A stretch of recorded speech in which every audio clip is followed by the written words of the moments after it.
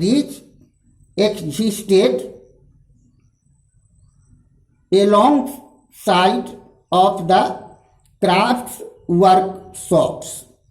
Many factories were set up in the 1890s when Russia's railway network was extended. When were many factories or factories were set up in Russia? So when railway was extended in Russia, then in 1890, then many factories were set up in Russia. Foreign investment in industry increased. Coal production doubled and iron and steel output quadrupled.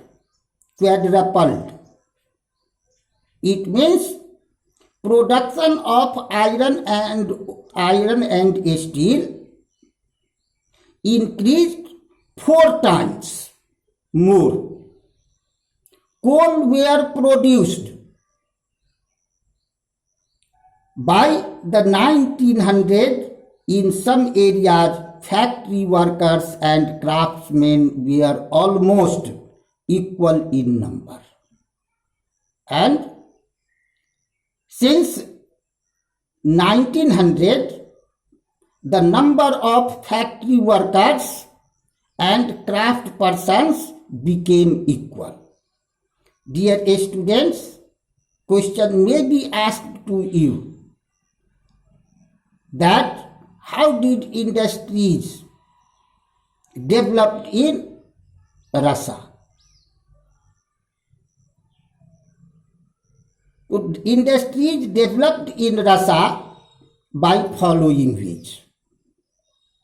In 1890s,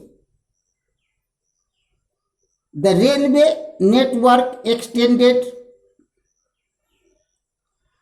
Foreign investment in industry increased. Coal production became double. Steel production became 4 times more than earlier. Thus, since 1900, the number of factory workers and craftsmen became equal. Most industry was the private property.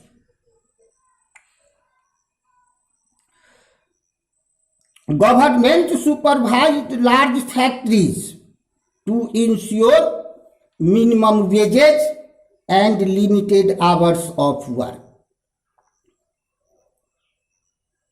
It means most of the factories in Russia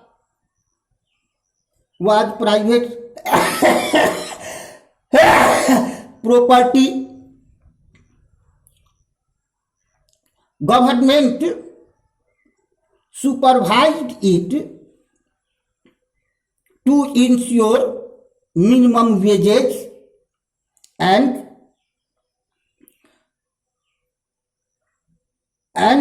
limited hours of work. But factory inspectors could not prevent rules being broken. But factory inspectors could not prevent breaking rules. In crafts unit and small workshops, the working day was sometimes 15 hours.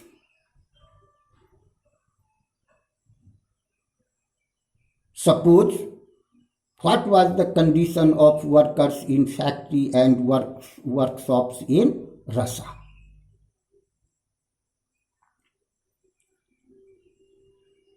Why could not they raise their voice against so long working hours?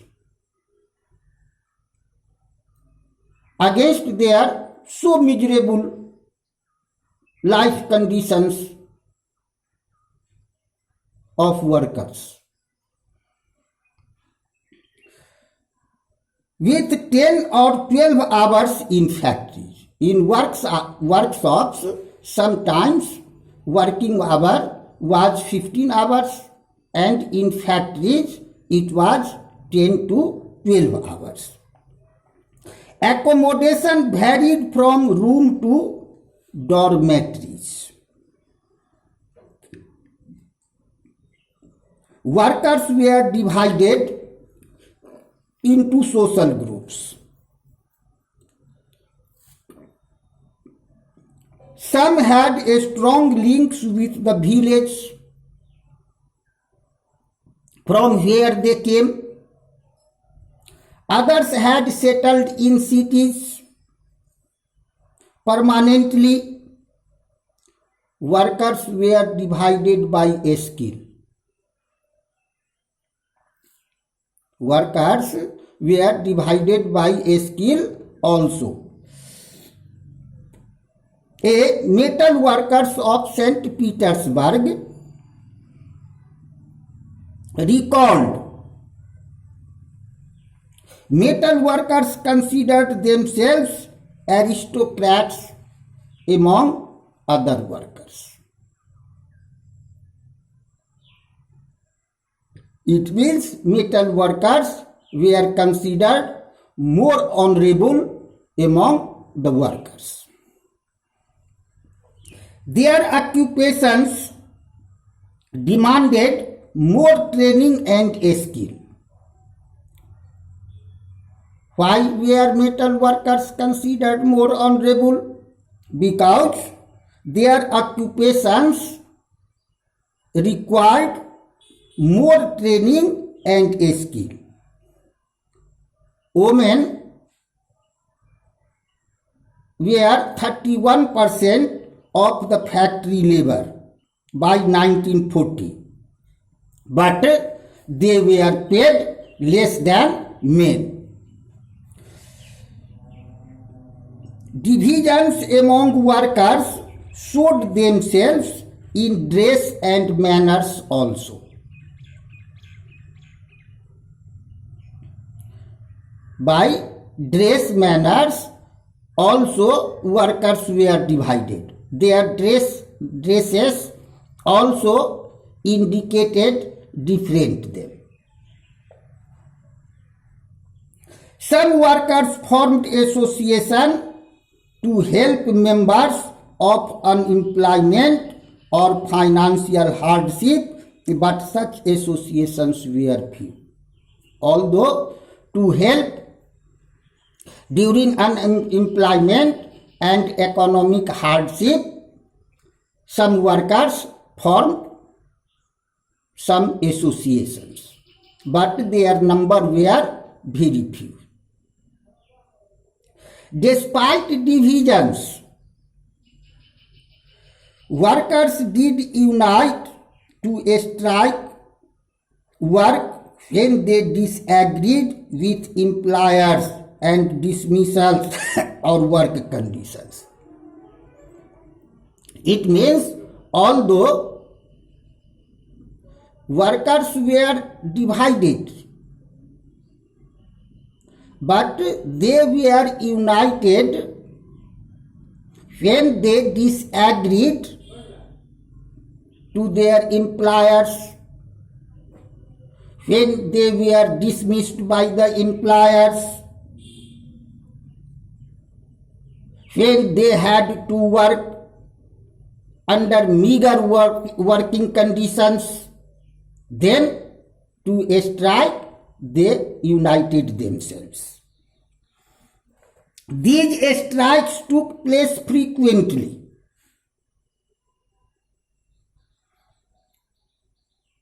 In the textile industry during 1896-1897. It means strikes of workers were common in textile industries during 1896-1897. and in the metal industry during 1902. In the countryside, it was the workers' conditions of Russian Empire in 1914. Tomorrow we will discuss about the peasants' condition in the countryside, as well as how did socialism rose in Russia. Thank you.